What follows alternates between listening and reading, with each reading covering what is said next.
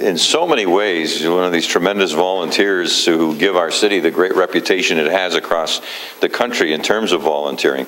But she is was a member of the advisory committee for the disabled here in the city of Hamilton, as well as numerous other community activities that she and husband Ron took part in. And of course, a board member of the Stony Creek Nonprofit Housing Committee, and a volunteer at the Stony Creek Policing Center for the Hamilton Police Service, a nurse by profession, and a really sweet and wonderful lady. We'll miss her so much. That's Mary Smithson. Madam Clerk, are there any changes to the agenda? Yes, thank you, Mr. Mayor. There are two added items of communication noted as 5.8 from the Honourable Chris Alexander, Citizenship and Immigration Minister, respecting the establishment of a program to assist residents with undocumented status in Canada, to be received. 5.9, report from Mr. Bassey, the City's Integrity Commissioner, respecting a complaint of misconduct against Councillor Collins, to be received. There are 5 added notices of motions. 8.1, amendment to the Audit, Finance and Administration Committee, Report 13-009. It's respecting the citywide cash handling guidelines. It will be moved by Councillor Clark.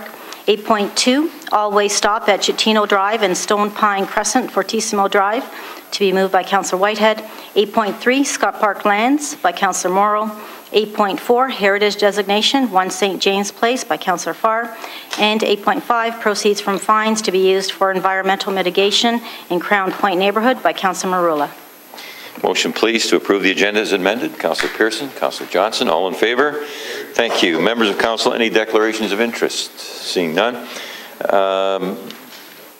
Members of Council, I need a motion to approve the minutes of the May 14th Council meeting as presented. Councillor Pearson, Councillor Marula, all in favor? Members of Council, you have before you communication items 5.1 through 5.8 inclusively.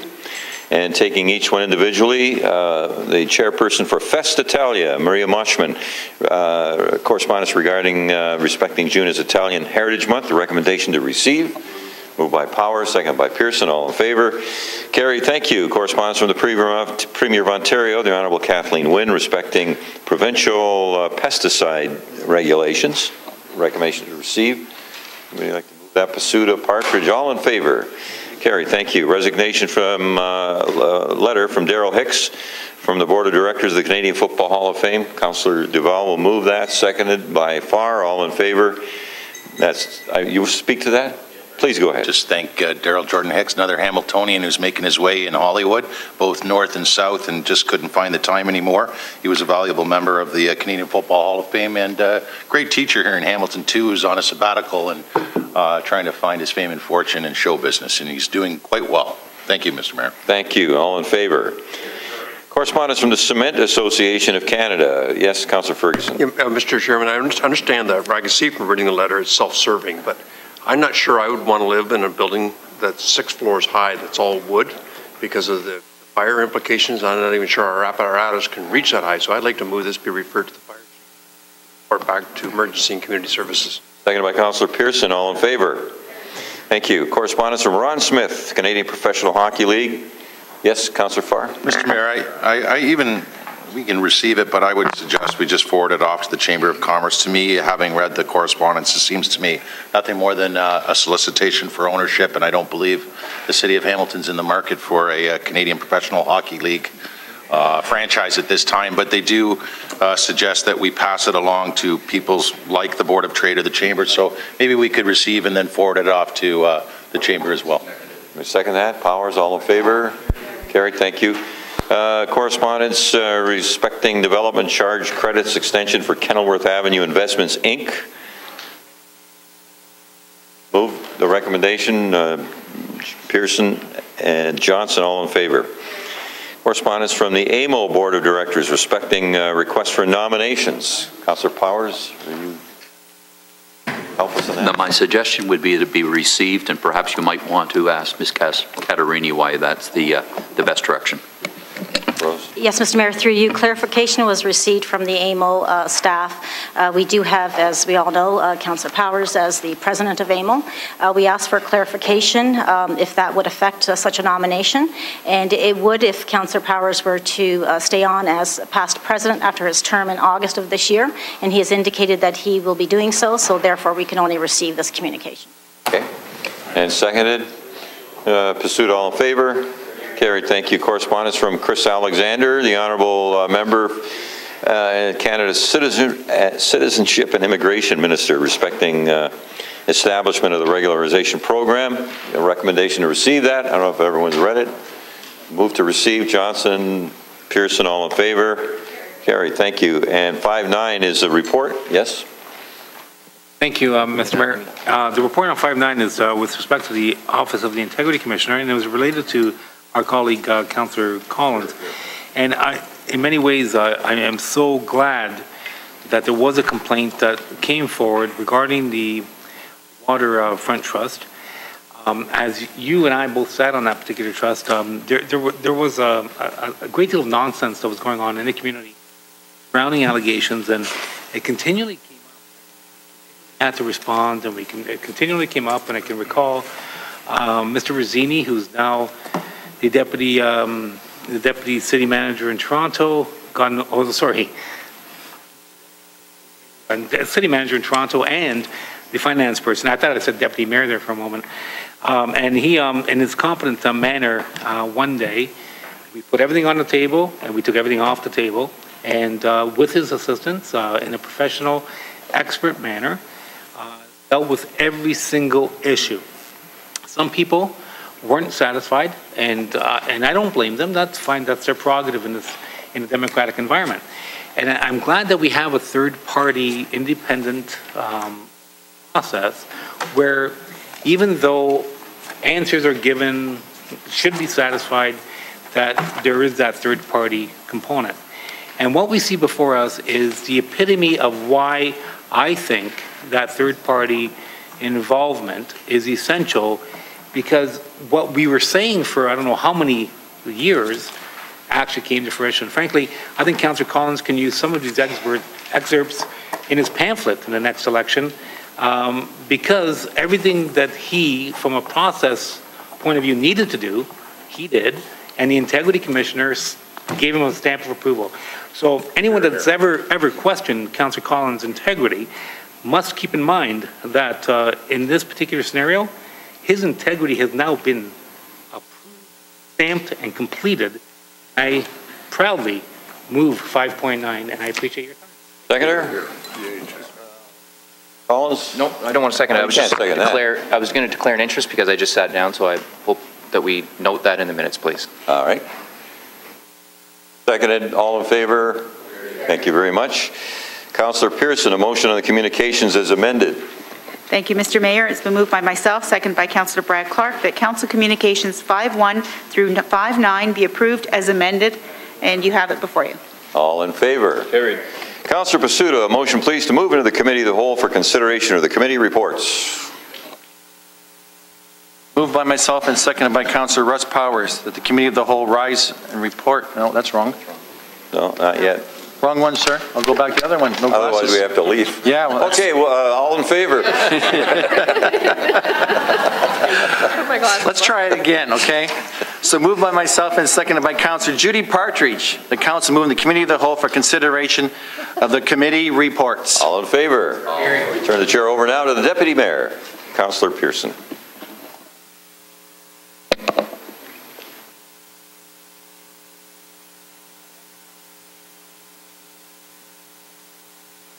Thank you, everyone. And there we go. I think first and foremost, before we go into the Planning Committee meeting minutes, I just thought maybe we should, and I'm not sure if staff is going to, but we have a new member of staff here this evening. Mr. Thorne, Justin Thorne, would you like to stand up? Our new Director of Planning and Economic Development.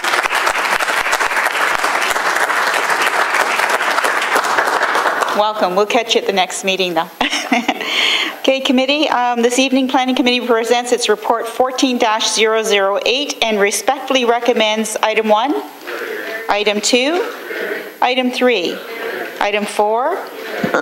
Item 5. Item 6. Councillor Johnson, I understand there's an amendment. Item 7. But Councillor Johnson, I understand there's an amendment. If you let me. Thank you. I understand. Councillor That's okay. Johnson. It's moved by myself, seconded by Councillor Ferguson, that the item 7 of Planning Report 14-008 respecting Planning Division complement adjustment be amended by deleting and replacing the recommendations as follows. Planning Division complement adjustment, that the General Manager of Planning and Economic Development be authorized to convert 2 planner positions, planner 1 positions, with the zoning bylaw reform section into 1 senior planner position and 1 planner 2 position, and to convert 2 senior planner positions within the Development, Planning, Heritage, and Urban Design section into 1 senior project manager position and 1 planner 1 position, all within the existing Planning Division operating budget. All in favor? Thank you, everyone. Councillor Johnson, may I have a motion on the report as amended? Yes, you may, and it's moved by myself and again by Councillor Ferguson that the 8th report of the Planning Committee be adopted as amended and the information section received. All in favor? Thank you. General Issues Committee presents report number 14-011 and respectfully recommends item 1, 2, 3, 4, 5, 6, 7, 8, 9, 10, 11, 12, 13, and Mr. Mayor, may I have a motion on this report? Moved by myself, seconded by Councillor Judy Partridge, that the 11th report of the General Issues Committee be adopted and the information section received. Thank you. All in favor? Carried. Okay, Public Works Committee presents report number 14-006 and respectfully recommends item 1, item 2. Item 1, Councillor Marilla. On item 2, sorry. Thank you. On item 1, all in favor? Carried. Item 2, sir. On item 2, thank you, Madam Deputy Mayor. And item 2 is related to the Crown Point East Neighborhood Park, and it's one of the first parks that we've developed north of Main Street in some time. This has been in the works now since the late 70s. As many of us around this table, but perhaps not in the public, recognize, we have a severe park shortage in wards 2, 3, 4, and partially in 5. And this will go, I guess, a couple of steps towards mitigating some of that park space. And I must thank staff, Steve Barnhart particularly, and his team, who have led the way on this particular issue. We had numerous meetings at my community meetings, as well as neighborhood meetings specifically dedicated to this particular project. And I'm glad to say that 100% of the residents have bought into it. Although we're actually closing an actual street. It was quite remarkable, and I emphasized that committee in that we didn't have one resident here, because staff and I exhausted every single issue and complained prior to it coming to committee. And I think I must applaud not only the residents but staff in being patient with me in my community meetings quarterly, as well as those neighborhood meetings, in ensuring that every single detail and every T was crossed, every I was dotted. And because of that, we have this before us, and I truly look forward to this park development being or coming to fruition. And I thank not only committee, not only council for their support, but obviously staff for their diligence in making this happen. And I appreciate your time. Thank you. Thank you, Councillor. Well said, and congratulations. I'm sure you'll see this come to great fruition for your ward. And so on item 2 then? Thank you. Item 3. Item 4. 5. On item 5, Councillor On item 5, yes. I'm sorry. Did I bother you there? It's all busted. Little dingy? A little busted. Okay. Don't drink that. I just wanted to point out, and I moved this at committee, there is an error in the way the minutes have been reported, in my view, and I'm relying on other members of the Public Works Committee to correct me if I'm wrong. Item H in item 6 should be item D in item 5. And because it has to do with the energy savings being reported in line item during Public Works presentations. And item 5 deals with the energy report, or 6 does with the transit, has to do with the transit purchase for buses and an agreement with Union Gas on a new compressor station. So I'd move an amendment that item H be renumbered as item D in item 5 as an amendment. Okay, everybody understands the move of that particular item? So item H from number 6 is going to be item D, or D in item 5. Correct. All in favor of that amendment? Carried. Carried, thank you. And on item 5 as amended? Carried. Carried. Thank you, everyone. Item 6 now, we have an amendment to that. Councillor Ferguson. Item 6 should read as follows. Once the negotiations are complete with Union Gas, the final contract be brought back to Public Works for approval. That's the motion I moved at Public Works, and I'd like that asserted now as item H. If I can get a seconder. Item H should read, this has to do with the Union Gas pumping station, the new compressor station to feed these new buses that we're going back to natural gas on. And there was some considerable discussion at Public Works about the cost of this station. And Councillor Powers asked a question, there was $1 million variance, and so there was a lot of confusion as to what is the right number. And so the motion I moved at committee was that once negotiations are complete with Union Gas, the final contract, because then we'll be able to get hard numbers, will be brought back to Public Works for approval. So that should read item H in item 6. Thank you, Madam Clerk. So on the amendment moved by Councillor Ferguson, seconded by Councillor Johnson's actually. Councillor Clark, did you have a question? Madam Clerk, Sorry. just pointed out to me that the correct H, these minutes were walked on, so I didn't get a chance to read them ahead of time, are in the information section on page 15 of 20. It's even numbered H there. So it needs to be moved back into the recommendation. Yes, Madam Clerk. Madam Deputy Mayor, the reason That's it. Sorry, the reason it appears in the information section is the staff are coming back to the committee. I mean, it's fine. The council would like it moved up with the recommendations, but our process is when staff are reporting back to the committee, it stays part of the information section. But it is ironic, though, that it's named H in the information, and the wrong H here, which should have been in 5s. And why wouldn't that be, through you, Madam Chair?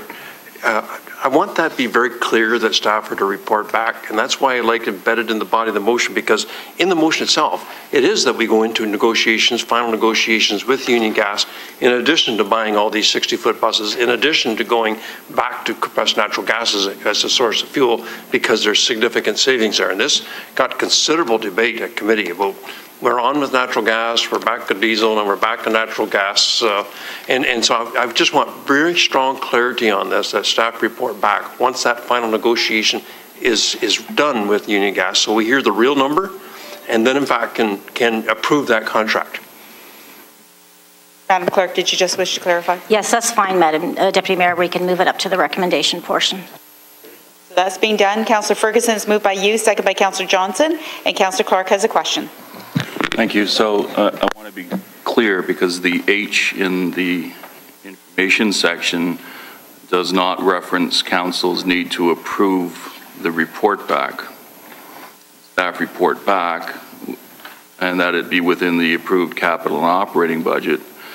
And I believe what Councillor Ferguson indicated is that he wants the report back so that we can actually see the numbers, see the savings, verified prior to approval. Is that correct? And then we would be able to ratify at that point?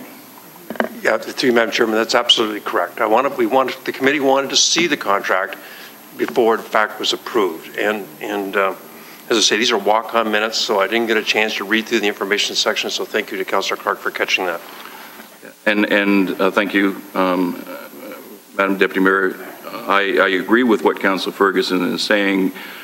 I read the report, I had similar concerns, and I was trying to do the accounting and understand exactly where the savings would come from and how we have verified that. So without a contract in hand, it's difficult to actually verify the information. So the preference in terms of making sure that we're being accountable and that we've got a secure contract is to see it after staff have negotiated. It may not be signed by both parties, but you've agreed to it, then council ratifies it, and then it can be signed.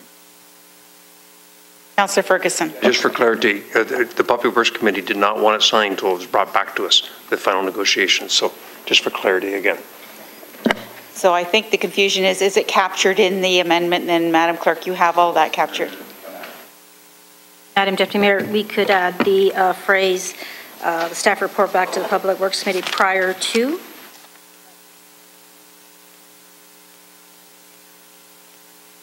guess the clarity is that the request is, the amendment is that we would be approving the agreement prior to it being enforced. Signed. And so, again, we've got different language here. One's signed, one's not. So as long as it's coming back before it actually becomes a contract that binds the municipality and we get to ratify it, that's fair game.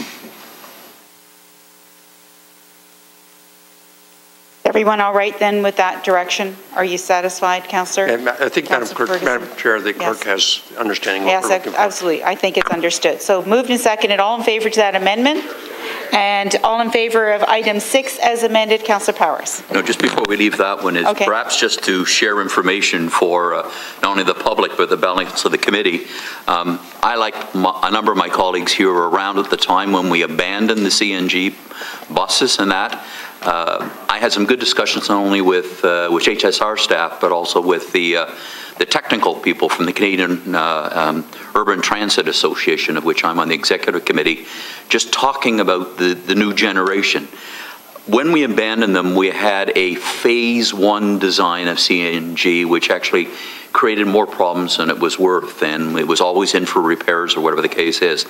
The new generations of buses that are coming out with CNG are the 4th phases of design. So the problems that originated in the past are no longer present. A lot of the buses have been operating in the United States and even Europe for a number of years, and the current technology is a proven technology.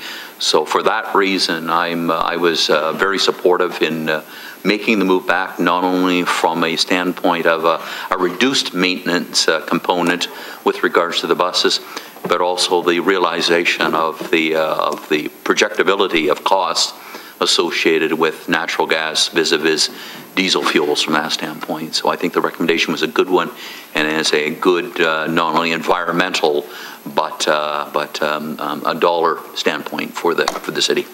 Excellent, thank you. Mayor Patina.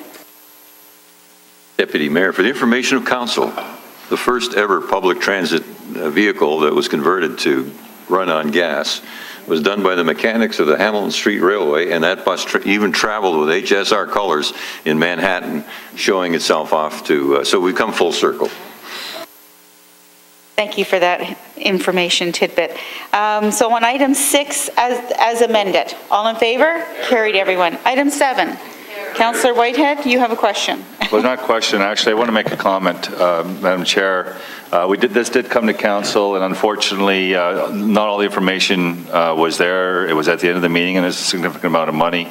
I certainly appreciate the concerns that were raised by my colleagues and the nature that was brought to council, and certainly apologize for it, but clearly it's an issue that's very important to me and the residents that are affected since 1982 with the floods. I want to thank staff who have done just a yeoman's job working with this community. We had a number of delegations that particular day at Public Works. They had indicated that they have lived a life of anxiety every time summer comes around. Ann Flanagan made a presentation and talked about the fact that she's lost a number of cars in these floods in the last number of years. And so certainly when the consultant made the presentation, provided the options, and this particular option was the preferred and recommended option by the consultants, and staff agreed. This is the 3rd stage, the final stage of a 3-stage process. So clearly you're not going to build a house and leave one wall off, even though the tender unfortunately came in higher than expected. My understanding is it had a lot to do with the native, or part of it anyway, was they were anticipated to use native fill, and that's not going to work under the RP. So they're going in for fresh crushed gravel, I guess, for the length, which is about $600,000–700,000 in itself. And there are probably other reasons that that were clearly identified in the report that is beyond the control of staff. I want to thank my committee. You listened. I thought we could have some brevity and get through the meeting fairly quickly. The delegation felt very compelled to stand in front of us, even though it appeared that the colleagues on the committee were on side, to make the presentation because this issue is so dear to them, and certainly the committee showed patience and supported this particular recommendation by staff. So my hat's off to the committee. Thank you very much. Thank you, Councillor. Councillor Ferguson. Madam Chair, you may recall, we all swallowed pretty hard when Councillor Whitehead tried to walk this on as a $1.6 million increase. And we had a good wholesome discussion with Gary Moore, and the principal reason was last contract we got native backfill. This time they specified granular backfill. We're not sure why we need to do granular backfill, so Gary's going to go to the successful contractor and find out what the savings would be if we switch back to native and report back to committee on that. So it may in fact not cost us the $1.6 million. It may not cost us anything, because granular backfill is very expensive, with virgin aggregate running around $17 a ton to bring it in, or that's about $35 a cubic meter. Thanks. Thank you for that information. I certainly want to add thank you, Councillor Whitehead, because I know you were anxious in getting this through at previous council, but it's appropriate that you had the opportunity for your residents to speak. So on item 7, all in favor? Carried. Thank you, everyone. Item 8? Carried. Thank you. Item 9? On item 9, Councillor Duval, sir. Thanks, Madam Chair. And, I just want to thank the committee for allowing this homeowner in my ward to be reimbursed. But the important message about this is that our bylaw is clear for the backwater valves that you must have 3 quotes. And apparently there's some businesses out there, when a person is stuck and they need an emergency, they are telling the people, we'll clean your pipe, we'll install a backwater valve, don't worry about it, the city will reimburse you. Only to find out later that they don't have the 3 quotes, and nobody will come out to give them other quotes at that time. The work is being done. So it puts the resident into a bind, and then they find out that they've been denied that reimbursement. And I've talked to our staff. I know they're looking into the matter and coming back to Public Works Department with some type of recommendations. But I just want to make it clear to this council and to the residents out there, when you do a backwater valve, even under emergencies, you must have 3 quotes. Appreciate that clarification, especially for the viewing public. Thank you, Councillor. On item 9, carried. Item 10. Carried. 11. On item 11, Councillor Jackson. Madam Deputy Mayor, just want to thank the committee in my absence last week for looking after this matter on behalf of the Clements family that lives on East 42nd. It's been nothing but a nightmare for them, and they're going to be relieved with hopefully council's ratification of this tonight. Thanks, Madam Deputy Mayor. Thank you, Councillor. Item 11, all in favor? Carried. Item 12. Carried. Item 13. Carried. 14. Item 14, Councillor Whitehead. Thanks, Deputy Mayor. I want to thank the staff. I had a community meeting not very long ago, and staff attended. We did a traffic calming study in the particular area. Blossom Lane is no question, it's a cut-through traffic from Upper James to West 5th, and people speed through there as indicated through the study. So through that meeting, there was a number of solutions that were identified, speed bumps being one of them, 4-way stops, and the little section of Blossom Lane, which is a rarity when you're talking about urbanizing a rural cross-section road, was affordable. I think it was $250,000, so it's identified here. We're going to be utilizing area rating money from Ward 8 to do the urbanization of this piece of Blossom Lane and actually put sidewalks there, as well as storm sewer and catch basins, etc. I want to thank the residents of Blossom Lane and that neighborhood for their patience. It's been a long haul to address this flow through traffic. West 5th will also be under construction this year, so the motion here is dovetailing on the contract on West 5th because it's such a small piece. So I want to thank staff for facilitating and making this happen. And again, I want to thank the community for their engagement. Now I'm going to ask Madam Clerk, there is a notice of motion here, but it really ties in to this whole piece in item 14 that was missed. Do I wait till the end of the meeting, or can I introduce it now? At the end of the meeting? Thank you. Thank you, Councillor. I'm glad to hear that you're having efficiencies and having roadworks done in an area all at the same time. Great job. Item 14. Thank you. Item 15. Councillor Whitehead, may I have a motion on the report as amended? Certainly can. Moved by myself, second by Councillor Duval, that the 6th report of the Public Reports Works Committee be adopted and the information section received. Question, Councillor Jackson. Madam Deputy Mayor, on the information section on page 19 of 20, I Roman numeral 3, the update on the Kenilworth access. I want to thank very much the committee, especially Councillor Duval, for raising it again in my absence last week. I have been staying in touch regularly since about 10, 11 days ago when the Kenilworth access was deemed for the upbound lanes at the time to be closed because of the rock and mudslide. I've been staying closely in touch with both engineering staff, Gary Moore, our director, his staff, as well as the manager of traffic, Martin White, and his staff. They've been keeping me almost daily updated and informed. I've said to the number of my constituents via the media and many that I've talked to either via email or on the phone, and even some I've met with, to assure them that it's absolutely paramount that the city deals with the Kenilworth access, the escarpment, the restoration and cleanup permanently, hopefully, on the escarpment edge, on the Kenilworth access as much as possible. That's paramount. And secondly, unfortunately, because of some inconveniences of the rerouting of traffic, and I think in the first few days, traffic was kind of working their way through, Madam Deputy Mayor, whether to have the Sherman access entirely upbound at one time or having it going northbound, southbound, up, down, downbound at the same time. I think in the first few days they were working through a lot of machinations, Madam Deputy Mayor, in terms of how to get the best efficient flow of traffic, especially coming up during the rush hour in light of the upbound lanes being closed initially. And then, of course, as we heard last week at committee, and again, I thank Councillor Duval for asking staff to get it on the record, the downbound lanes need to be closed as well. So the entire access is closed for upbound, downbound. Hopefully, fingers crossed, the downbound may be open over the next 5 to 7 days, weather permitting. And again, we're monitoring the traffic, how to provide the best opportunity, the least frustration and inconveniences for staff coming and going from the mountain to the east end of the city. And again, Madam Deputy Mayor, I'm keeping closely in touch with staff to do the best we can for the traffic rerouting. But again, the absolute paramount consideration, and we've seen what's happened with the Claremont, and it's been 2 years with the Claremont, and it looks like now possibly a lane may be closed indefinitely.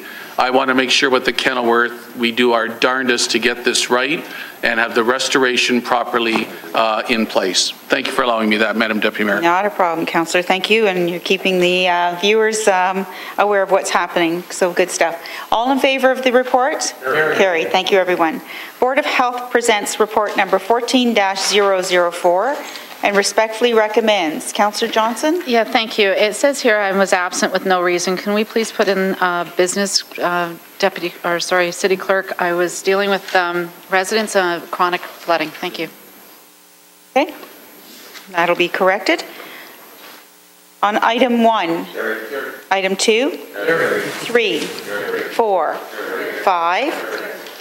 Mayor Bertina, may I have a motion on this report? Moved by myself, seconded by Councillor Judy Partridge, that the fourth report of the Board of Health be adopted and the information section received. All in favor? Thank you, everyone. Councillor Masuda, may I have a motion to rise and report, please?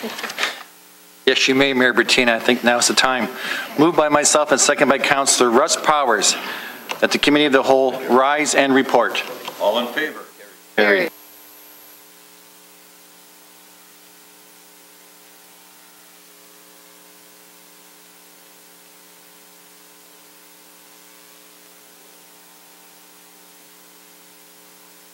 Thank you, Mr. Mayor. What we have before us is a motion regarding, and this is 7.1, I presume, the moratorium on LRT debate. And I'm going to read it, and it's whereas the City of Hamilton has been working on a rapid transit initiative since 2008, and whereas the City of Hamilton first completed a feasibility study of light rail transit and the B line in 2008, and whereas the City of Hamilton has also completed 30% detailed design on the B line, and whereas in 2010, a benefits case analysis by Metrolinx was undertaken with respect to LRT in comparison to BRT on the B line, and whereas Hamilton City Council has provided unanimous support for LRT as described in the Rapid Ready report, which was approved on February 27th, 2013.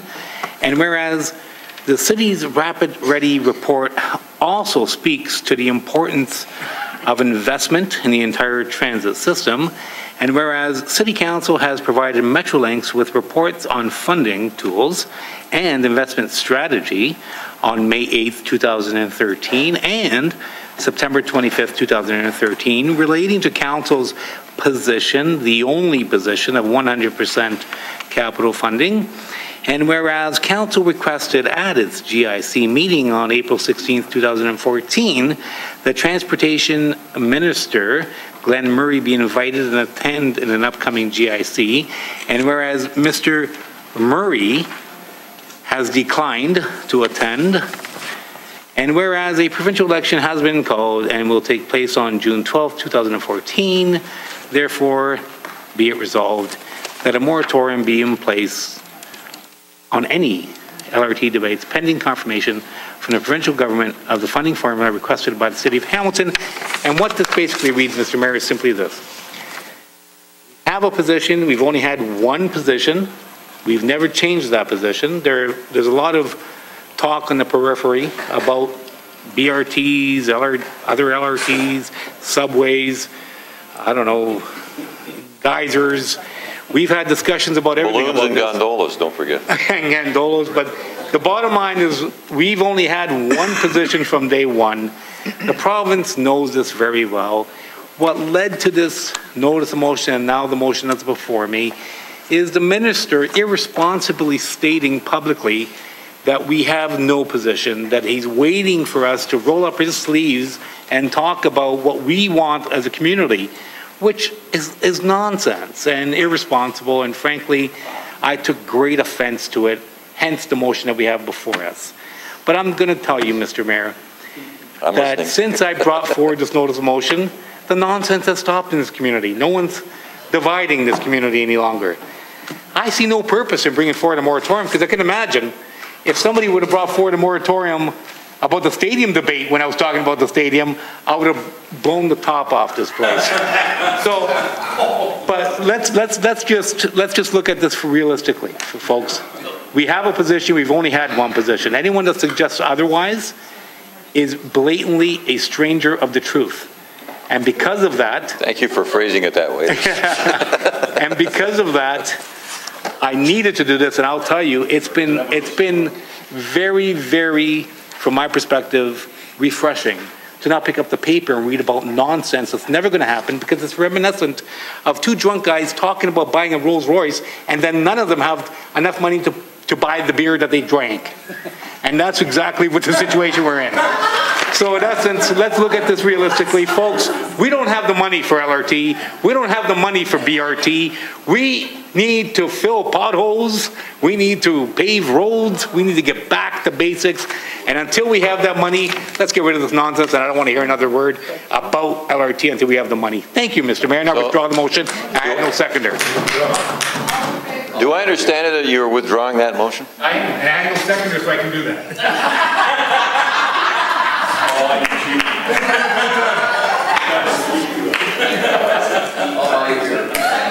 Councillor Farr. Yeah. Talking the motion never got forward. I really don't know how to follow that act. This is an amendment 7.2 as it relates to the General Issues Committee Report 13-008, approved by Council April 10th, 2013. It's before you. There's 4 bullets. It's moved by myself and seconded by Councillor Morrow. All in favor? Thank you. We have a number of notices, which I understand some of which are going to be transferred to get the rules waived. So, Councillor Clark, you have a notice of motion. Thank you, Mr. Mayor. I do have a notice of motion. It is before all of the councillors and yourself, sir. It's with regards to the citywide cash handling guidelines. This was an audited report that went to the Audit and Finance Committee. And I had requested at the time that we send it back to look at a couple of items. I have since met with staff, and staff are here to answer any questions.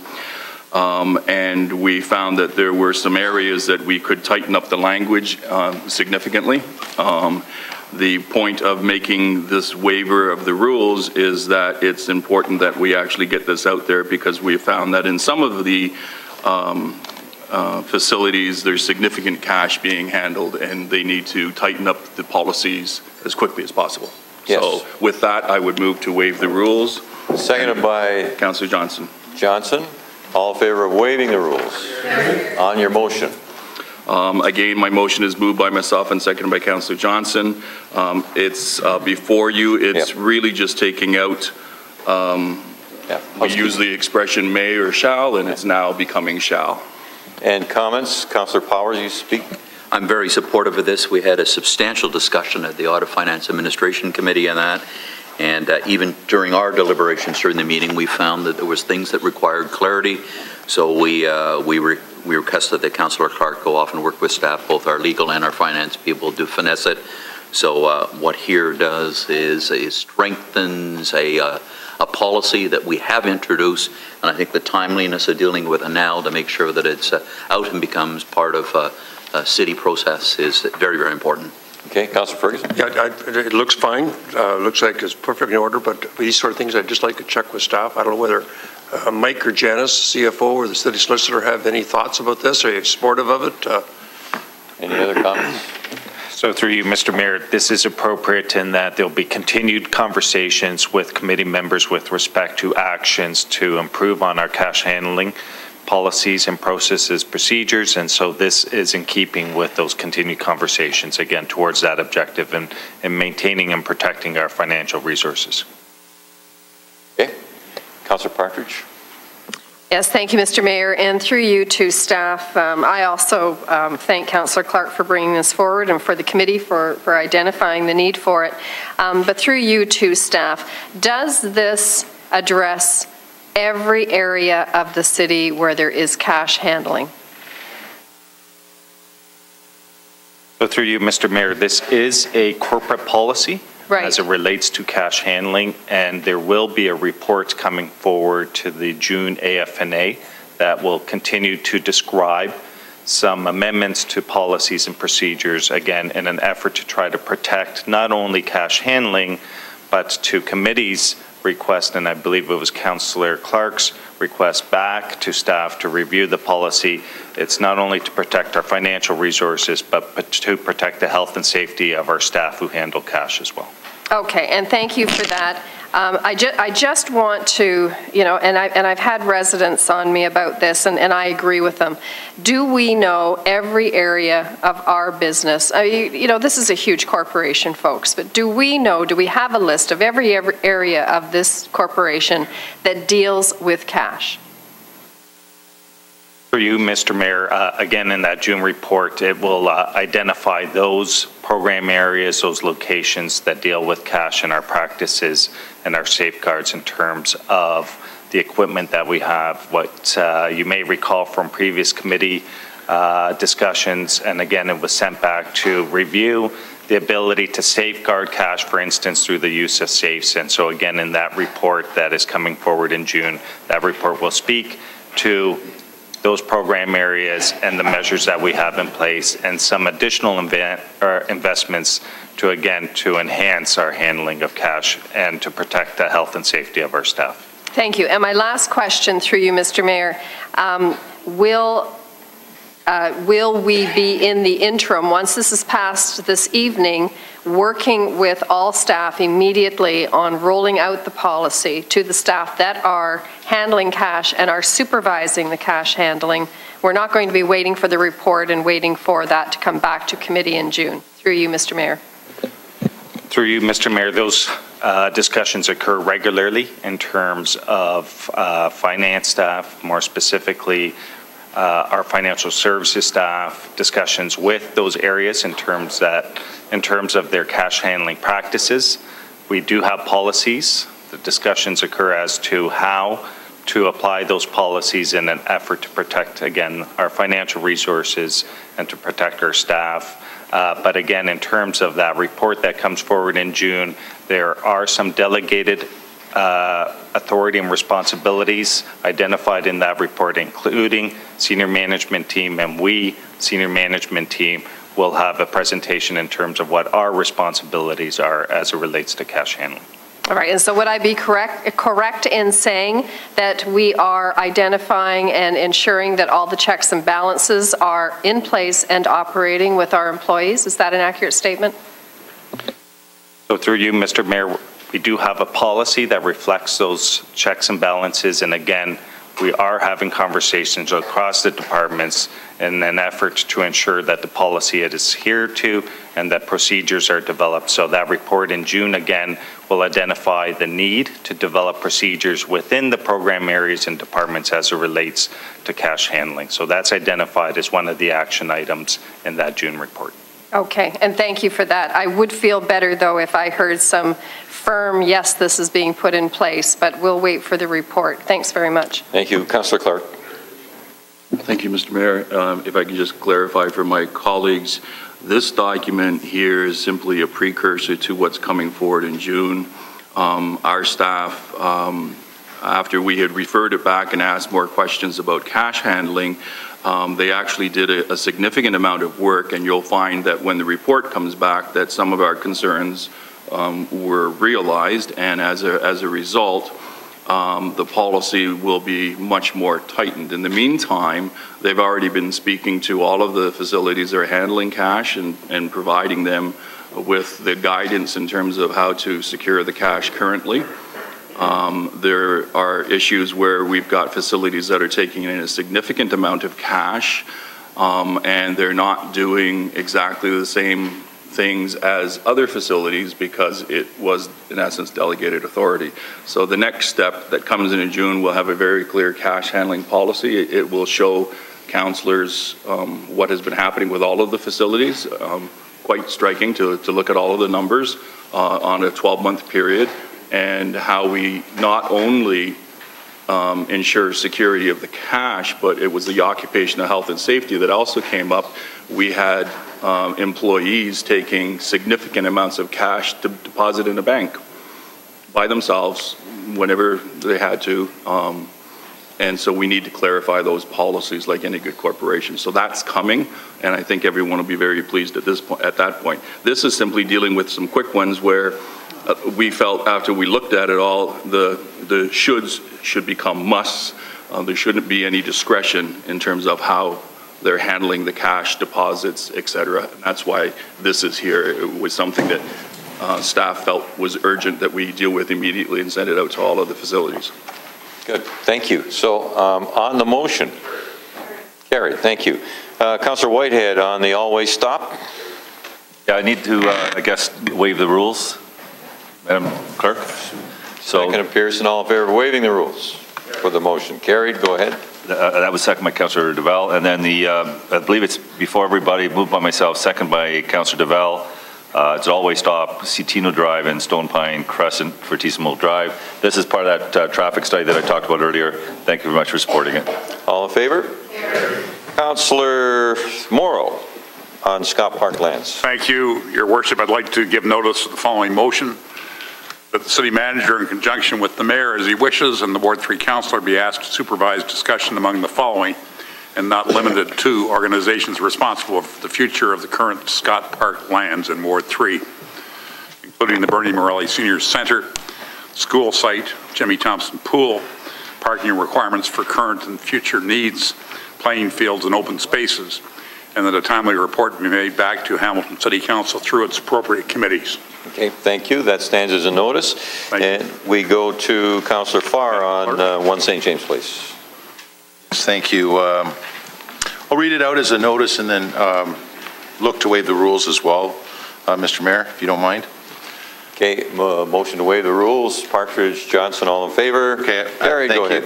As a motion, whereas the City Council has included 1 St. James Place, Hamilton in the Register of Property of Cultural Heritage Value or Interest as a non-designated property, whereas a building permit for the demolition of the attached garage and porch has been issued and remains in effect, whereas subsection 29 parentheses 1 of the Ontario Heritage Act enables the council of the municipality to designate by bylaw, property that is of cultural heritage value or interest if such property satisfies the prescribed criteria in Ontario Regulation 9/06, whereas subsection 33 parentheses 1 and subsection 34 parentheses 1 of the Ontario Heritage Act provide for a process to manage alterations to property and demolition or removal of buildings or structures designated under the Ontario Heritage Act, whereas the property located at 1 St. James Place, Hamilton meets the criteria specified in Ontario Regulation 9/06,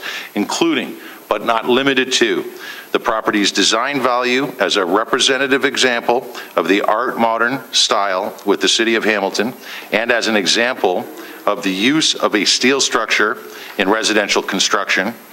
Also, the property's historical associations with Hutton and Suter, architects, and Piggott Construction Company, as well as associations with the theme of the development of modern construction materials, practices, and conveniences. Therefore, be it resolved, A, that the notice of intention to designate 1 St. James Place, Hamilton, attached as Appendix A, be approved by Council.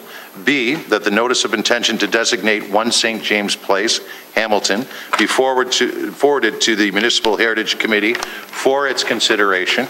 C, that provided the Hamilton Municipal Heritage Committee approves the notice of intention to designate 1 St. James Place, the city solicitor be directed to take appropriate action to serve notice of intention to designate 1 St. James Place, Hamilton under Part 4 of the Ontario Heritage Act on the owner of the property and on the Ontario Heritage Trust, and to publish the notice of intention to designate in a newspaper having general circulation in the municipality. And finally, D, that the resolution approved by Council on May 14, 2014, which directed staff to prepare a staff report including a preliminary evaluation of 1 St. James Place, Hamilton, and report back to Planning Committee and Council for direction and prioritization of any further research and evaluation, be rescinded. And Mr. Mayor, briefly, I should first and foremost thank the many interested and concerned residents of that beautiful court, a wonderful historic piece of property to the south and in the Durand. All of them and more gathered with me a couple of weeks ago right out front 1 St. James, and certainly I had heard from them before that public meeting, and certainly that night I could clearly see that there are many people, and that list kept growing, who have concerns as it regards this property. Of course, the Durand and folks from all over, frankly. Also thanks to Alyssa Golden and Megan House, our heritage planning staff, who have truly assisted and added to already a great deal of volume as it relates to these sorts of activities in heritage planning, and add to that all the other great work that they do. And of course, our director of planning, who's always there for us, Steve Robichaud, who's been of valuable assistance, and I'm sure his staff as well, and building staff and MLE, and of course our local media as well, who have covered this not once, not twice, but thrice. So much appreciated. This motion is moved by myself, seconded by Ward 1's Councillor McCaddy, and I appreciate your time. And Speakers Clark and Johnson. Councillor Clark. Thank you. So is there any staff from the Heritage Division that's looked at the property here? Good question. Steve Robichaud's here to answer any direct questions. Through you, Mr. Mayor, yes, Heritage staff have gone out and visited the site, and they did have developed the a file on this property in terms of the heritage attributes under the Ontario Heritage Act.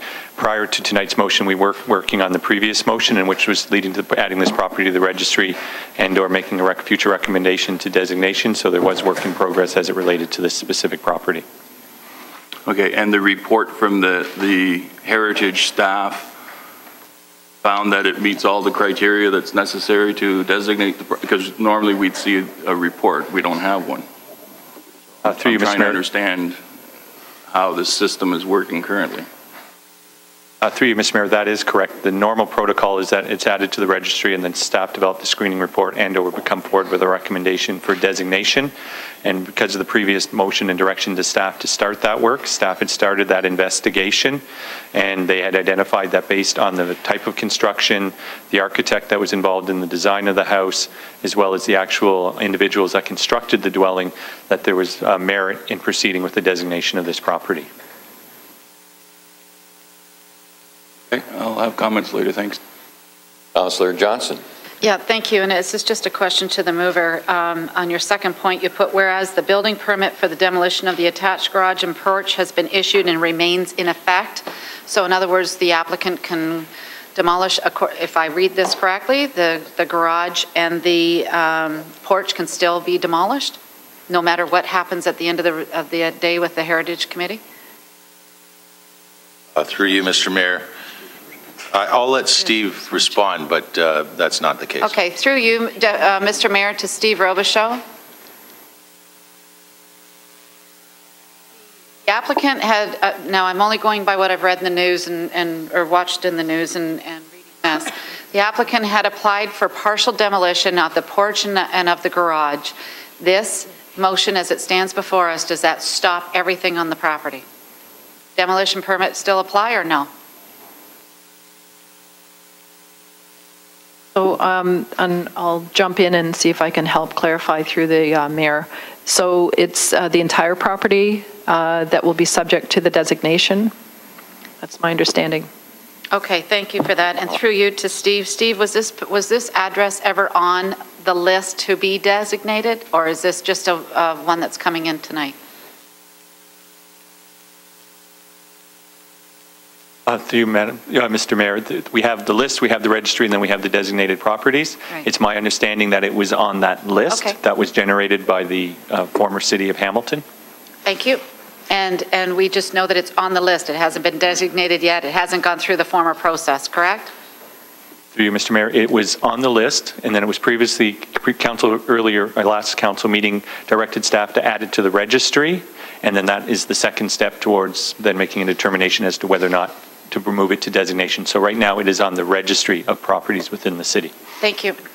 Councillor Powers and then Councillor Clark for a second time. Through you, Mr. Mayor, just assurance from both the Clerk's Department and legal that they have reviewed the motion and that the intentions outlined in the motion are in keeping with not only legal process but procedures within our jurisdiction. Thank you. Sorry, Councillor Ferguson, you go ahead. Sorry, I just you're asking. my question of both the Clerk's Department and the legal, please, an answer to that. Sorry. Yes, through the mayor. Yes, that's correct. Yeah. Councillor Ferguson. Yeah, thank you, Mr. Mayor, and I'm very supportive of this. Congratulations to the ward councillor for stepping up. It really troubles me when there's a citizen out there who owns this property, he's flipping the bird at the community and flipping the bird at the city. Says he's very litigious. I'm looking forward to him meeting Janice because he doesn't know what he's taken on. And so I'm fully supportive of moving ahead and protecting this community and not allow the decimation of mature trees without getting proper approvals. Okay, on the motion, all in favor? Any opposed? Thank you. I'm sorry, you're not out of order. We do not. I request to be speaking to this committee. You're going to have to get me out of here because natural justice is not being served here tonight. There's no natural justice here at this committee meeting, and I'm seeking natural justice under the Constitution and our laws of Canada. Move now from the chamber. Make sure you're in this place. Can I get you in this? Sir? Just remember, natural justice. Yeah, we don't need a recess then, so that's fine. Stay away from it. Sir? Stay away from it. I don't care who you're with, just stay away from it. 2 feet. It's over. I'm sorry, My issue is finished. I can't allow this gentleman to continue to interrupt, so. I'm leaving, Mr. Mayor.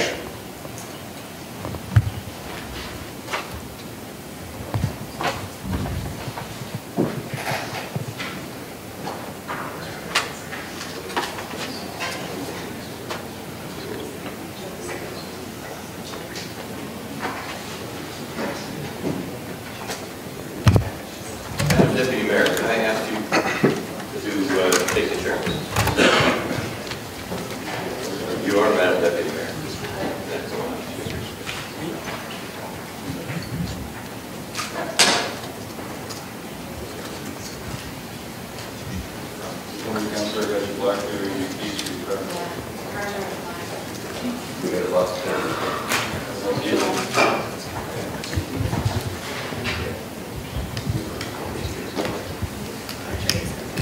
Okay, Madam Clerk, I'm going to say The room has been cleared and we can continue with the meeting. Mr. Mayor's had to leave. Councillor Farr, you have your motion before us, and it's been moved and seconded and duly voted on. Going to move on to, I just want to be sure we get the process going back on. Moving on to, I apologize, is it item 8.5? Councillor Marula, this is a motion that you wish to introduce with regards to Crown Point neighborhood and yes, and because it's not time sensitive, I won't be waiving the rules, and it's just moved by myself. Proceeds from fines to be used for environmental mitigation in Crown Point neighborhood, whereas ArcelorMittal Dofasco recently pleaded guilty to 6 charges of exceeding visible pollution standards related to smoke plumes in 2012. Excuse me.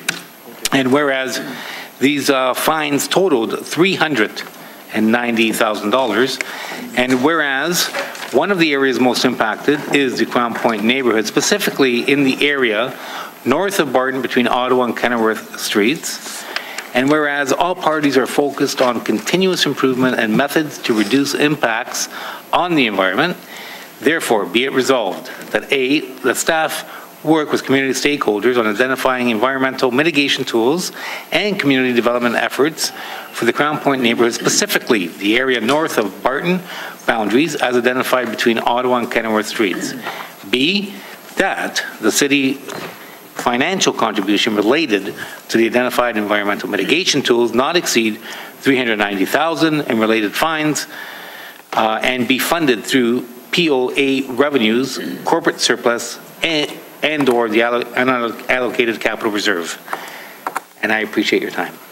That's standing as a notice of motion this evening, Councillor? Sorry, Councillor Marula? That's standing as a notice of motion. Yes. Thank you, sir. Okay, so I'm going to move on now.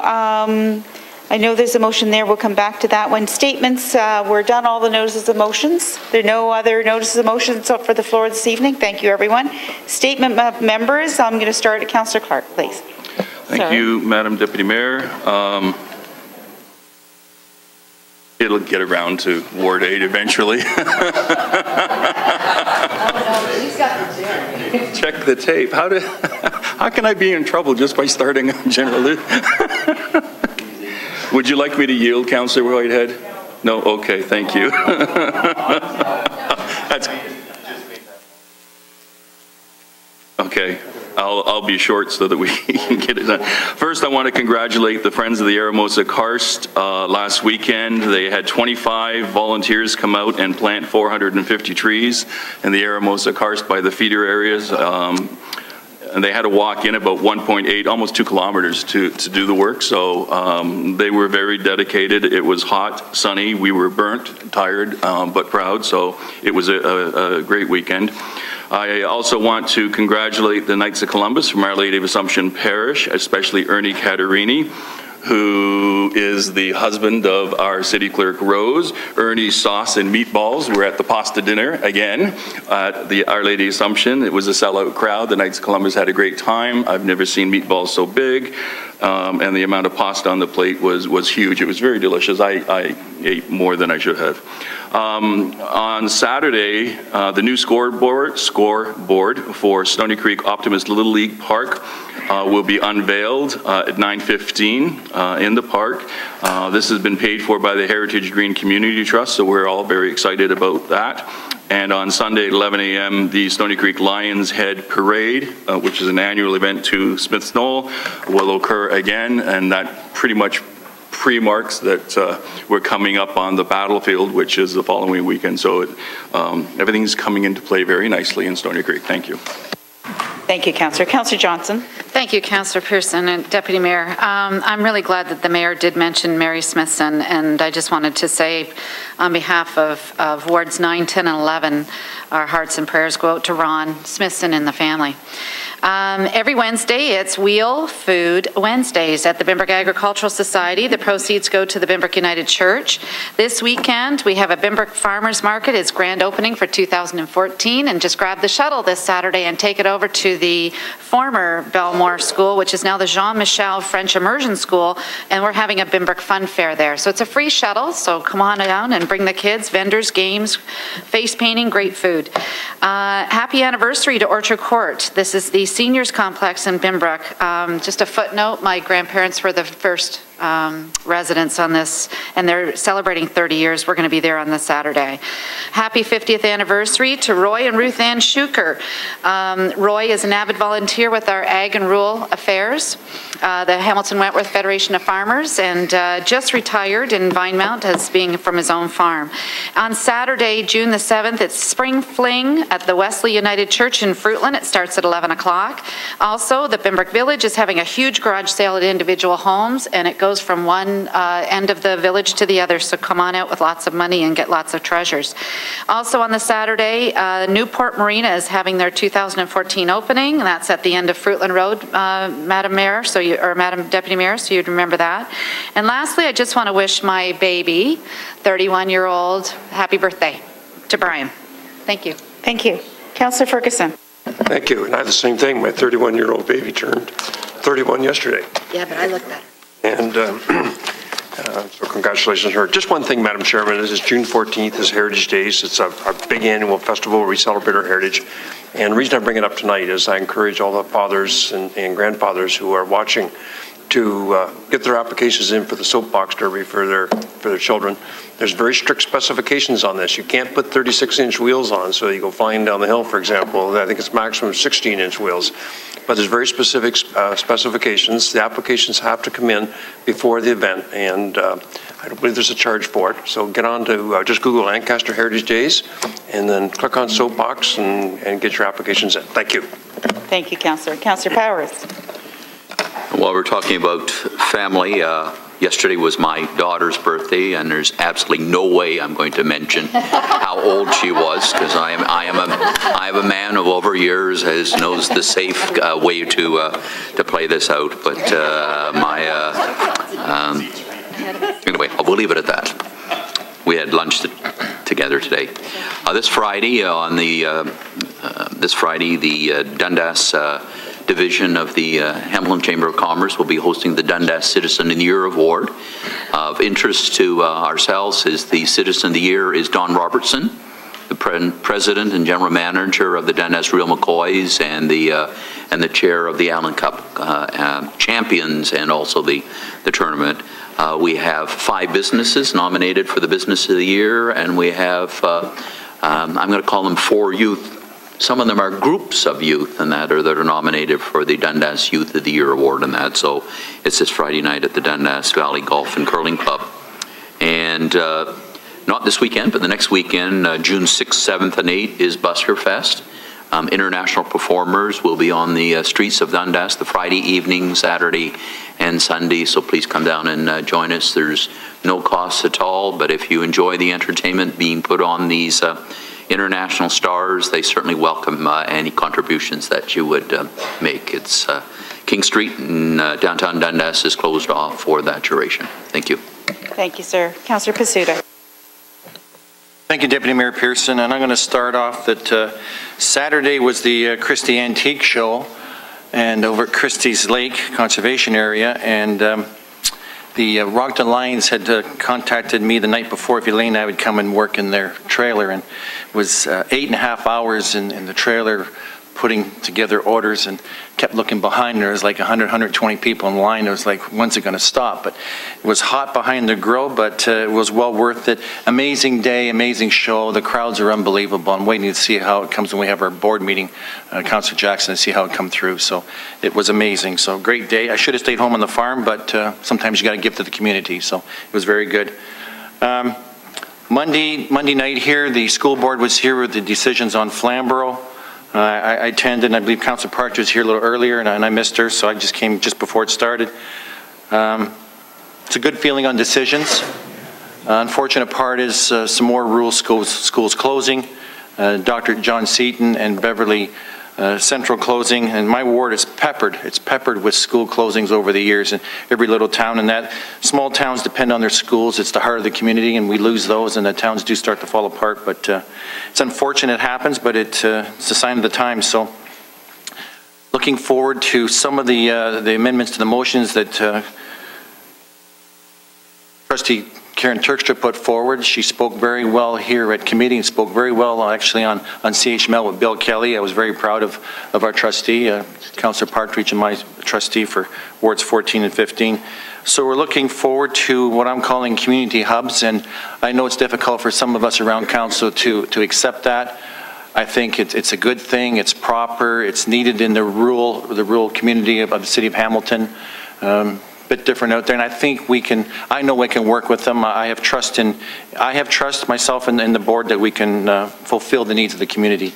Looking forward, it's a lot of work to move forward on this in the coming days, so might be a tough sell, but as I say, we're different out there, and I think we are, and the community pulled together, and it was almost unanimous around this table with the school board to support Trustee Terkstra's amendments to what was coming forward. So very, very proud of the citizens who worked on this, the ARC committee, and the trustees. It's a job well done. So, and with that, I've got Golden Horseshoe Food and Farming Alliance, which I'm on from council on this committee. We met at Dutch Mill today. I chaired the meeting over at the Dutch Mill on Millgrove Side Road. First time for many of our members to come out there.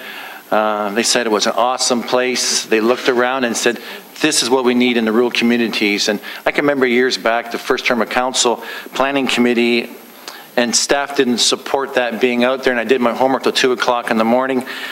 Did my little bit of a speech here around the planning table. And it was unanimous to get that through. And Councillor Partridge, that's her ward, and she's been following it through. But it's an amazing place. It's amazing rural tourist attraction, and it's much needed. As many of the members said today, we need more of that around Ontario and in our small towns, and Hamilton needs more of them too, so we got to support that. And farming is about 3 weeks behind. I have 300 acres. I've got 20 acres in last night. I'm going on the tractor as soon as I get out of here. And Mr. Murray has been asking to come out to the farm, and he better adjust his schedule on Friday morning, if you can, because you're going to be there. And there's 5 tractors sitting right now doing nothing. If you're there at 8 o'clock in the morning, we're ready to roll. Through you, Chair, why so late? Good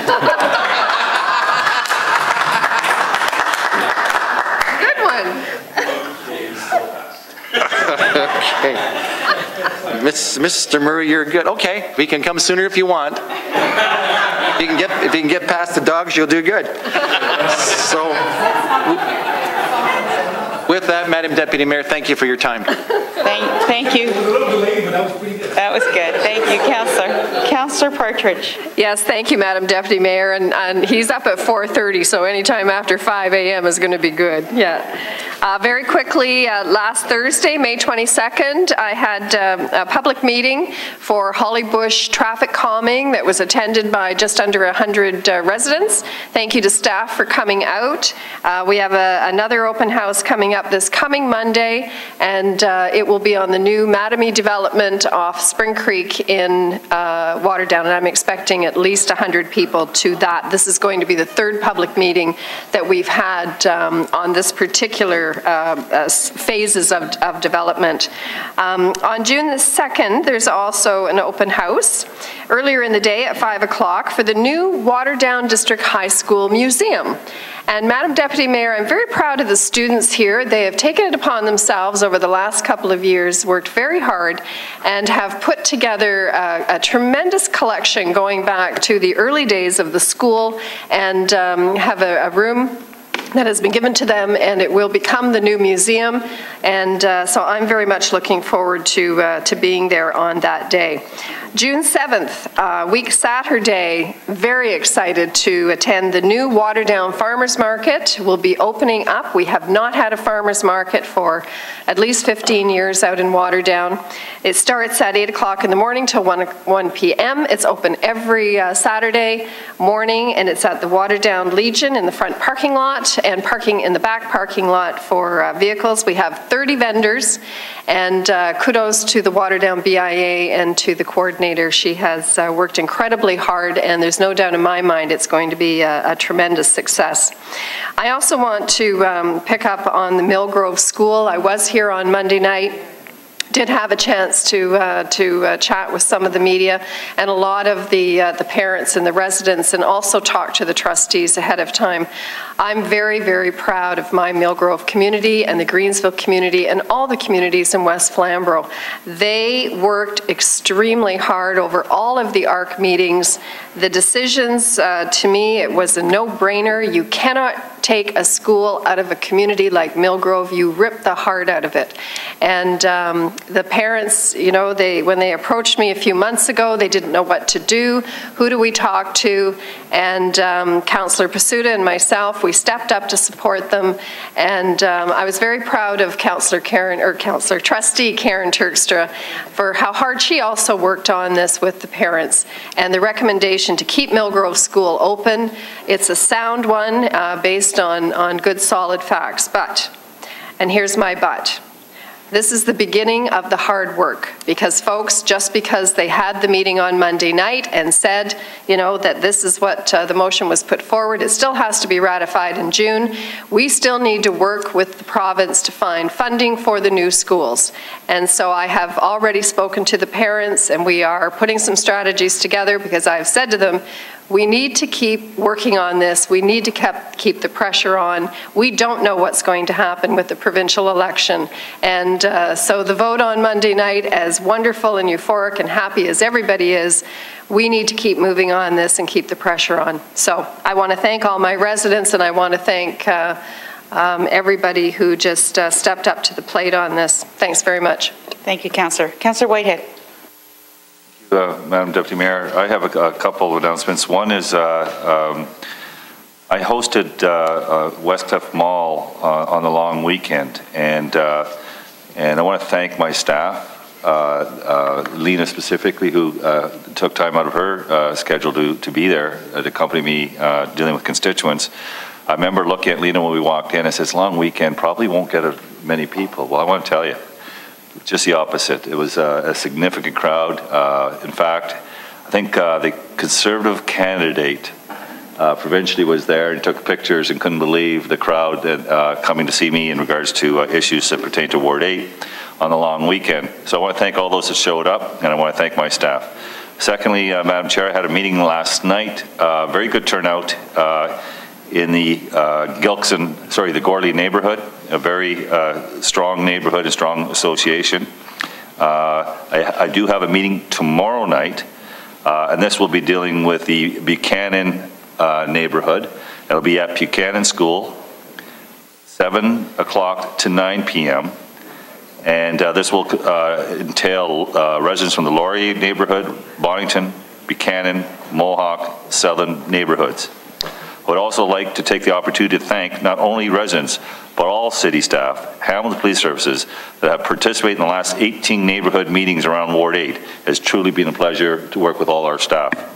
Finally, those residents along Blossom Lane who waited patiently for traffic calming and urbanization, well, it's finally here. Road work will begin Monday, June 9th, with the complete urbanization of this roadway, water, curbs, catch basins, and sidewalks on both sides of Blossom Lane, along with the much requested traffic calming. And I want to thank, and I need to extend this to Tennessee. He has done an incredible job at these meetings and taking on the questions and finding solutions. He's had very tough challenges with Mother Nature, as you can appreciate, with the field closures, etc. Tennessee, through the city manager, has done a wonderful job on behalf of my residents, my constituents. My hat's off. He is an example of an exemplary employee. Thank you. Thank you, Councillor, and I'm sure those comments will be passed on to Tennessee Propedo. Thank you. Councillor Duval. Thanks, Madam Chair, and I also like to thank our park staff, Tennessee Propedo, for the proposal. Yeah. The amount of work that he's put in to help us put 1,000 linear feet of asphalt into Inch Park. And this was to help the Challenger baseball clubs, along with the seniors that are using it. It was just a small granular pathway that was eroded. And we had the job done on Monday, and he did it all in one day, and it's been great. Just a special announcement for the people that are listening, especially in my ward, and if anybody using Mohawk Road. On June the 2nd, the Hamilton Public Works Department will begin work on Mohawk Road between Upper Wellington and Upper Wentworth. There'll be utility work that is currently being done now, but there'll be water main replacement, road and sidewalk reconstruction. This project will probably take to around the end of November. So there's going to be an inconvenience up there. So if you can find other ways of going to your destinations, try to avoid this area. And last but not least is the June the 7th, Concession Street BIA is having their Street Fest with lots of food, music, and crafts, and sidewalk sales, place for the kids. And Madam Chair, I ask anybody who would like to come out and join us from the times of 11 a.m. to 6 p.m., as this might be the last one for a couple of years because of the big road construction that's going to be happening on Concession. That's going to take a year's time. So it'll be a fun day, and hope everybody comes out. Thank you. Thank you, Councillor. Councillor Jackson. Thanks, Madam Deputy Mayor. If you would please indulge me, I've got more than an average number of public service announcements I want to get through quickly, as obviously a very busy time of the year for many groups. But could I ask a question through you, please, if you allow me a little latitude, Madam Deputy Mayor? Yes, you may, sir. To General Manager Jerry Davis. Jerry, in spite of all the great work that our Parks Department is doing, I'm still getting some calls of complaints, especially from organized groups that are using a number of our sports fields, designated sports fields like the Mohawk Sports Parks, the Macassa Parks, and others, in terms of some of the conditions of the field. And I know we have followed one of the worst winters in living memory with a very, very soggy spring as well. But I have two questions. First of all, on the organized sports fields, General Manager Davis, Jerry, are they now all open? And is all the standards of what we'd like to do in terms of maintenance right now where we'd like it to be? Through you, Madam Deputy Mayor, please. Through Deputy Mayor, all the sports fields were open as of Monday. The last 2 weeks we went almost day by day because of the conditions. So they are open. There is still the maintenance that has to be done. We have to be careful of taking the heavy equipment onto them, but all the teams are participating in their leagues as we speak. Thank you for that, Jerry. And if there's any site specifics where the organizers or the board of the organizations feel it's not up to standard, I'll pass that on to you and Parks Manager Propito. Secondly, Madam Deputy Mayor, Jerry, traditional time of weeds all over the place. I drive along Crockett Street, Peace Memorial Park, a beautiful 5.5 acre park. It's a sea of yellow. I know the whole issue of years ago, the province's imposition about the pesticide ban. I know staff have been trying to work hard to come up with alternatives. Once again, I'm getting calls of complaints. Madam Deputy Mayor, through to Jerry, any update, Jerry, in terms of measures, treatment, how we're handling a lot of our beautiful parks that, in my humble opinion, and many of my constituents' opinions, aren't that beautiful with all the weeds growing? Through you, Madam Deputy Mayor, please. Through the Deputy Mayor. So it is a significant challenge, the pesticide ban. So the parks, our sports fields, and cemeteries. So, as part of the 2014 budget process, we had the integrated pest management program put forward. Council directed us to contact the province. So we sent a letter immediately. As it turns out, Tennessee Propito, our manager of parks, is the president chair of the Sports Field Superintendents of Ontario. He has lobbied every other municipality to do the same thing. We continue to do it. Really, residents and the participants, they contact us with respect to the sports fields. We've told them everything council has done within your power, and basically we're telling them, call your senior level of government representatives. I mean, that's where the legislation flows from. We've contacted them, and we've told people that's who you have to really, talk to them to see if they can bring any resolve to it, because we, without the pesticide, we're trying to manage the fields, but we're losing them, as Tennessee indicated. So we continue to do what we can with the materials and resources, but without the treatment that we previously used, it's very problematic. Thank you very much, General Manager Davis. Great to have an insider with our Parks Manager, Tennessee Propito, now as head of the umbrella organization provincially. Madam Deputy Mayor, real quickly, a number of the public service announcements. This Friday here at the forecourt of City Hall at 10 a.m., seniors kickoff month for the month of June. The mayor's asked me if I would represent him, being on the Seniors Advisory Committee. So for all our thousands of seniors, 20% of our population are seniors, this Friday at the forecourt of City Hall, 10 a.m., Seniors Kickoff Month. Secondly, on Sunday, June 1st, 10:30 a.m. at our Legion, that covers the entire Mountain Branch 163, Decoration Day and the Memorial Service for the Veterans. Madam Deputy Mayor, this Saturday, May 31st, at the Hamilton Filipino Community Center, there's a fundraiser for Sir Johnny MacDonald Funds organized by the Bamboo Foundation. That's this Saturday, May 31st at 7 p.m. at the Filipino Community Center. Come out and join them. Madam Deputy Mayor, quickly, an open house in honor of Judy Robinson of the Order of St. John upon her retirement from the St. John Ambulance Therapy Dog Program. It's going to be held this Sunday, June 1st, 1:30 to 4:30 at Emmanuel United Church. Judy Robinson, congratulations. Madam Deputy Mayor, Thursday, June 5th, Festitalia Heritage Awards Night. I'm planning to be there with a number of you, my colleagues at Michelangelo's, 6 p.m. A dear friend of mine, Pat DiCaria, and many others are being honored for providing and promoting Italian heritage in our community. Congratulations to Maria Machman and Sam Chino and the entire board of directors.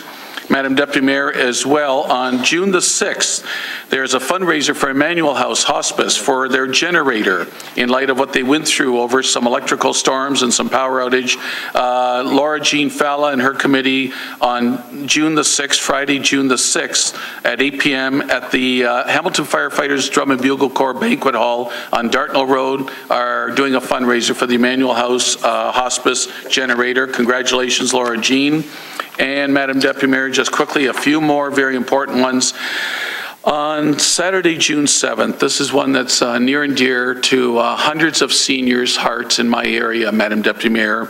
There at 2 o'clock on Saturday, June 7th, there'll be a memorial bench dedication ceremony at the corner of Mohawk Road and Upper Gage. If you recall, I mentioned in May of last year, sadly, 83-year-old Mrs. Vivian Webb died at the hands of someone who was charged with careless driving, turning right on a red. What we've done and what the seniors wanted to do from 801 Upper Gage and in the area surrounded by that intersection, they wanted something in Vivian's memory, Madam Deputy Mayor, that her legacy would live on, not in vain. And so we're going to have a memorial bench dedication on Saturday, June 7th at 2 o'clock, and her legacy will live on. And since then, many traffic implementation measures have been installed at Mohawk Upper Gage through the support of Councillor DeVal's office and mine. Things like red light cameras, no right turn on reds, big seniors warning signs, zebra crosswalks, additional pedestrian countdown signals extended to 40 seconds, and a lot of this has come about in the memory of Vivian Webb.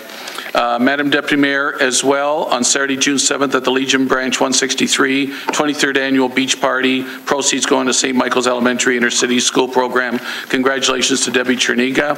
And Madam Deputy Mayor, the Optimist Club. Many of us have Optimist Club across the city in our wards. The 90th anniversary on Saturday, June 7th is happening at the Macedonian Hall. Congratulations to Laszlo Goddard and his entire executive. Tickets are $40. Saturday, June 7th at the Macedonian Hall, 90th anniversary of the Optimist Club in Hamilton.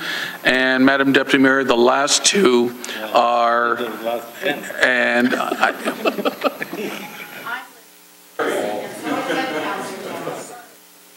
we have thousands of fine citizens in our community that I know all of my colleagues are very grateful for in what they do.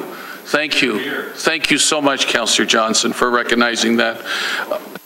Madam Deputy Mayor, the last two, on Sunday, June 8th at 3 o'clock, the Filipino Independence Day at the Filipino Community Center in Councillor Morrow's ward.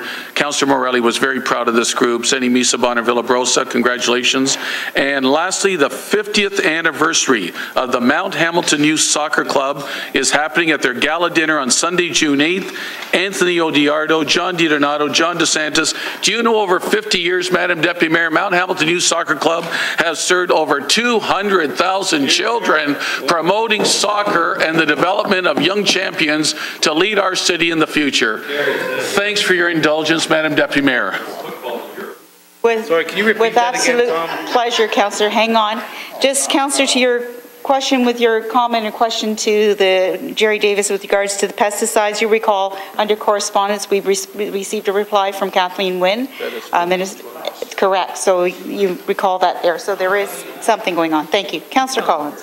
Thanks. I'll try to be a little bit quicker than Councillor Jackson. Concise. I have one item, and it's to announce that the Riverdale Community Planning Team has its monthly meeting at the Riverdale Community Center on Saturday, May 31st from 10:30 a.m. to 12:30 p.m. Thank you. Thank you, sir. Councillor Marula. Thank you, Madam Deputy Mayor. And I just want to announce that I have my quarterly community meeting tomorrow at St. Helens Center in the McQuestion neighborhood at 785 Britannia Avenue, room 16. And this will be my 55th quarterly meeting and over 125th neighborhood meeting, and which I'm proud to announce here this evening. And also in the McQuestion neighborhood itself, I'm very pleased to announce that we have the urban farm that we had the official opening at last week, which is really innovative and progressive. It's the largest urban farm in the city once it's completed, and we'll be partnering with the Victory Gardens. And coupled with that, we're working with staff to create the first inner city recreational trail that will link to the Red Hill Valley Trail as well as the rail trail, which obviously travels all the way from the waterfront, Lake Ontario waterfront, right to Tobermory. So I'm very proud to see that come to fruition as well. And that's basically it. So tomorrow night, I hope that everyone joins me at St. Helens at 7 p.m. And we look forward to the agenda being full, complete, and thorough. Thank you. Thank you, Councillor. Councillor Morrow. Thank you, Madam Chair. Some excellent ongoing work on the part of various neighborhood organizations that I constantly am impressed with. The Keith Hub, Gibson Lansdale, Sherman Hub, Crown Point West, the BIAs, to name only a few. One such venture was in Birch Park on the weekend, and 3 small gardens have been put together in what was an otherwise not too pretty park area. And they were in the process of planting bulbs and annuals there, and just a wonderful thing to see. A lot had been donated by neighbors and others. And also earlier, a week before, a community group on King William Street was making available bulbs and seeds and seedlings to neighbors and others to enhance the neighborhood. This in conjunction with other work being done. I was called today to go to Barnesdale Boulevard, one of 3 beautiful boulevard areas that suffered from budget cutbacks about 10 years ago with the floral planting, and there's an intent to bring these areas back to their previous glory, if at all possible, particularly on Barnesdale.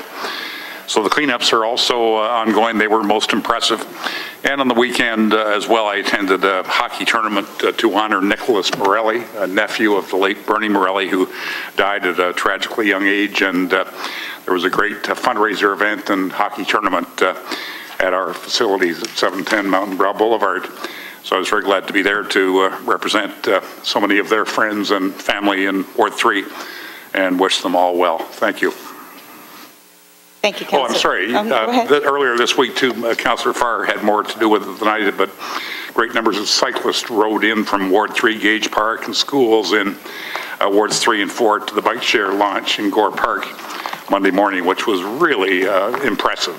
Hundreds of cyclists, I think, Jason, would be fair to say. Oh, yeah. Mostly little kids, well supervised, and a great party and kickoff. So it was good to see this happen, and I think it was a good indicator of the use of bikes expanding in our community. Thank you. Thank you, sir. Councillor Farr. Madam Deputy Mayor, I'm going to be briefer than usual, so I can allot a few moments of my 5 minutes to our new General Manager of Planning. I'll let him stew, if it's okay with you, on answering this question when I'm through what inspired Jason Thorne to come home and join us here at the corporation, the City of Hamilton. But first, so I'll let him think about that answer. We didn't rehearse this in advance, but I think he should be heard this evening.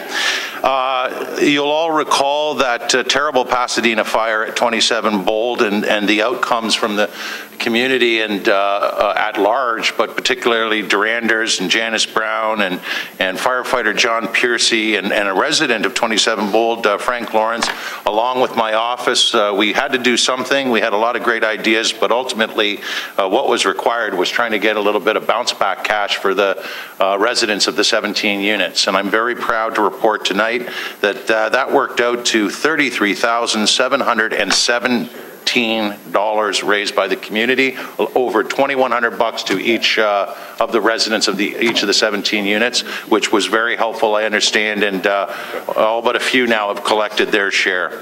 So thank you to everybody who helped us raise all those funds.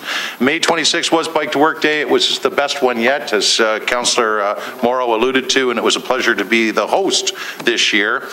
Here's a whole bunch of events. You can go to jasonfarr.com and get the details on. The Central Neighborhood Community Barbecue this Saturday. Also this Saturday, it's the opening of Portugal Week, the Youth Folklore Fest at Acclamation. There'll be some street closures over by Acclamation and Mulberry. Lots of great activities there. Sam's Cheese and Meat celebrating 55 years. D-Day 70th anniversary at the HMCS Haida. Pause in the Park event at Corktown Park. Also, you can learn details on that at jasonfarr.com. And our Public Budgeting Ward 2 Project Expo runs from the 21st to 28. Everything on participatory budgeting is available to you at jasonfarr.com as well. Welcome home, Jay Thorne of the famous Thorne family of Hamilton. What inspired you, our new General Manager of Planning and Economic Development that started officially Monday, but I know you've been tooling around on your bike for a couple of weeks now or more since we stole you away from wherever you were before. What inspired you to come on home, Jay Thorne? Thank you. Through you, Madam Deputy Mayor. I've been asked that question a couple of times over the past couple of weeks. There are a number of professional reasons why this job was of particular interest to me, but fundamentally it was the opportunity to work in my hometown and be part of the things that are happening here, be part of a great planning and economic development team. And if the first 3 days are any indication, it is going to be a lot of fun. Excellent answer. Thank you, Madam Deputy Mayor. Yes, it's short and sweet. Keep it that way for Planning Committee too. I don't think it's the director we have a problem with being short and sweet at Planning Committee. Just a heads up. Councillor McCaddy, sir. Madam Chair, a tough act to follow, but I'll do my best here. This morning, Councillor Farr and I attended the Children's Water Festival, which is something Public Works puts together each and every year. And Dan McKinnon, Jerry Davis, and the whole group were there, and thousands of children over the 3 days of the festival. And it was tremendous to see the different sponsors who contributed. I think it was RBC, about $15,000 contributed to the event. But TD also contributed through Friends of the Environment Foundation, all kinds of other organizations. And there's one young gentleman who actually designed the T-shirt logo. I think he was a grade 4 or grade 5. It was Wesley, I believe his name was. From Mount Hope. There you go. So just a fantastic design. If you get a chance to see the T-shirts, we should have brought one tonight, actually. I forgot to bring one. Jerry, you took your T-shirt off. But just a really inspiring design, and he no doubt has a great artistic plan in his future. Leading into that, the second comment is the Hamilton Arts Awards are coming this Thursday. Hamilton Arts Awards, Theatre Aquarius, that's starting at 7 p.m. And we have a number of tremendous artists, goes without saying, in this community. And I think a number of us will be there to hand out the awards on Thursday night to celebrate our annual awards here in Hamilton. And of course, this year in particular is the 100th anniversary of the Art Gallery of Hamilton. And I think the gala is this weekend for them. And William Blair Bruce paintings are across the street there at the Art Gallery, collected from all over the place, Sweden and elsewhere in Europe, as well as our own collection here in Hamilton. A Hamiltonian who really, his donation of paintings got the whole Art Gallery started almost 100 years ago, I guess. So that's it's a tremendously exciting year in Hamilton. The last thing I have is the Ward 1 participatory budgeting process is now open for voting. All the projects are identified on the website, and you can see that at brianmccaddy.ca and the Ward 1 website. And the voting's open till May 31st. For people to choose amongst the 80 or so projects that have made the short list. It doesn't sound like much of a short list, but it was a long list of projects that were submitted for Ward 1. So please fill that out and participate in the local democracy. Thanks. Thank you, Councillor. And yes, there were 23 paintings, if I'm not mistaken, that were donated by artist Blair Bruce Smith and Blair Bruce, and they were the ones that started. This was the contribution was given over 100 years ago at the start of the Art Gallery. Thank you for mentioning that. So I'm just going to make a few comments. I know Councillor Clark unfortunately just had to leave, but we do have a couple things in Stoney Creek, and on June the 6th, Friday, I think it's at 11 o'clock, we have the unveiling of The Eagles Are Among Us public art piece. I haven't officially seen it, but I understand it's absolutely gorgeous. It's behind the signage at Battlefield Park, and I hope everyone has an opportunity to come out and see it. Then there's the Stoney Creek Battle reenactment, 6th, 7th, and 8th of June. Just put that on because our next council meeting, I think, is June the 11th, so this will be passed by then. Want to thank Mayor Bertina. Councillor Clark had the opportunity. I was at it. Unfortunately, Councillor Johnson couldn't make it. To the Citizen of the Year, we recognized last Thursday night in Stoney Creek, and I really want to commend Laurie Rodnass, Connie Behe, and Audie McCarthy of the Chamber for the tremendous amount of work that goes into putting this function together, and the group that designates or picks selects the winners of the Citizen of the Year and the companies. It was a phenomenal event, and it was at Vineyards of Winona, spectacular event, and everything was just put together just perfectly. I will recognize a few of the winners, and proud to say all in Ward 10 that I'm going to recognize. So for large business, we had Baffin Industries, one of the largest businesses just recently coming to Stoney Creek and expanding to over 160,000 square feet, if I recall. And Golfy Concrete, small business. And Lawrence Marshall was of Lucky Bear was recognized with the Legacy Award, longtime friend. And Teresa DeFalco was their Citizen of the Year, recognized. So just wanted to put those names out. Few things, other things too. The residents in Ward 10, Kilbourne, Elm, South Meadow, and Pine Drive will be seeing urbanization this year. I'm starting to get the calls, Jerry, because they're saying their crews aren't out there yet, but they did see some vans on the street today with some directional signage. So I've been encouraging the residents that yes, it is coming. West Rock did get the bid, and I'm very happy with that because West Rock did Highway number 8 last year. So they're going to be able to connect in, no problem. They know what they did last year in order to meet this year. So that's good news. Councillor Johnson, thank you for mentioning Mary Smithson. I know I mentioned at Agenda Review that we recognize her, a wonderful lady that has passed, and she will truly be missed in not only Stoney Creek, but all of Hamilton for the great dedication of volunteering that she has done, and also with the Catholic Church, her and her husband Ron. So my prayers and sympathy are certainly with Ron and the rest of the family on her loss. Lastly, just going through, I just want to mention also, and I thank Jerry in the comments with regards to the parks earlier. Please extend thanks to staff and certainly patience to the residents who have waited out there and the teams that have waited to get out on the fields and play. It's been quite a long course in getting everything opened and operating efficiently and safely for our users. I know that I've had issues with regards to the waste receptacles, with Johnny on the spots being located where they shouldn't be located because they couldn't get into the fields, but our staff through Tennessee, please extend also, he's done a marvelous job in trying to get all of this taken care of and under control. And lastly, I will mention that everybody's mentioning about their babies, and my son will be 26 years old tomorrow. So many happy returns to him. Thank you, everyone. Yes, Councillor McCaddy. Sorry, Madam Chair, I just had forgotten one announcement, if you don't mind, in Ward 1. There's a special concert taking place at St. Joe's Church, which you know is at Herkimer and Locke Street, Sunday night, June 1st at 7 p.m. It's exciting because it combines two different choirs, two different groups, St. Joe's Choir and St. Patrick's Choir, coming together at St. Joe's Church in Ward 1 on Locke Street. And the other, of course, special part of it is St. Patrick's Choir is being conducted by our very own Councillor Bob Morrow, and who is also going to be playing the organ that evening as well. So we know he's multi-talented, and certainly on Sunday night you can see that in person if you have some time to get by St. Joe's in Ward 1. Thanks. Thank you, Councillor.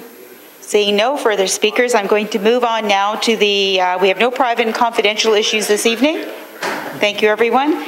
And bylaws and confirming bylaws, I'm going to go to Councillor Powers. You have an amendment to the bill list.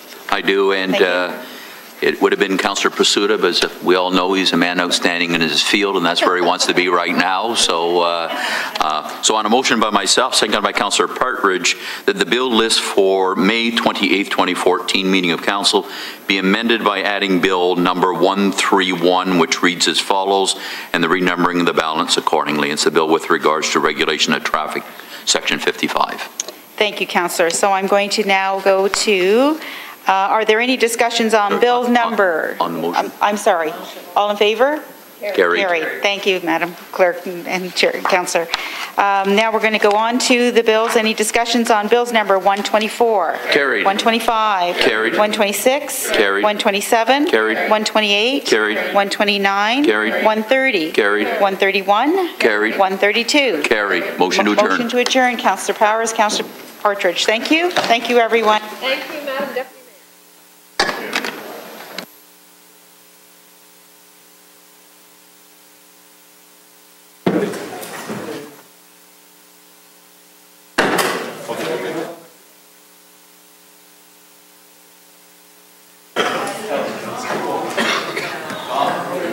I did. Hilarious. Hilarious. Oh, sorry. Was it?